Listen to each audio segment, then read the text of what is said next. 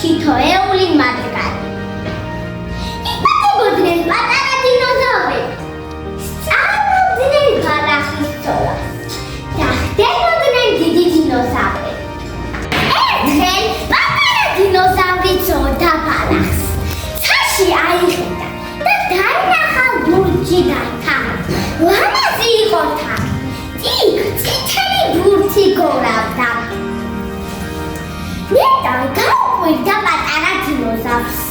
დედა, აგე ის რა არის? ნუ სულელო კისერი დასწია და ბალახი ზოვე. კი, მაგრამ რამდენდე უნდა ზოვო ბალახი? რომ გავამდება დაიზინებო. რომ გათენდება, რას გავაკეთებო? როგორ თუ რას გააკეთებ, კლავ ბალახს ზოვ. მე წავალ, ვერსადას ვერ წახვარ. დედა დინოზავრი გავნახა. დააბიჯა თავისი დიდი ბედი.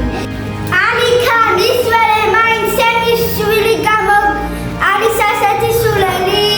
დიდი. დედა დინოზავრმა გაეკიდა.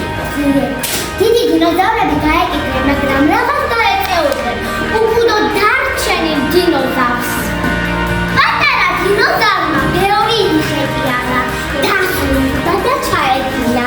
მზეს ძალიან გაუხარდა, რომ პატარა დინოზავრს მისი თავი მოეწონა. მიდიოდა ყოველდღე კოსმიდან. პატარა დინოზავრს გაეხიზა. პატარა დინოზავრმა დაინახა შევიდა ინგლისი.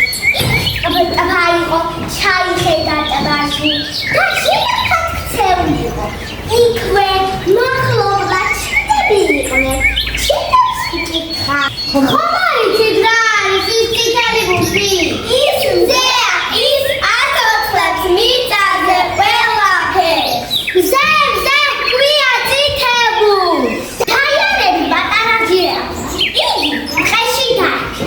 იგი ყველას უყვარს, განსაკუთრებით კიჩიკებს. იმიტომ რომ როცა მოსაღამოვდება და ღურუბლები მიეფარებიან ცას, იმედიანად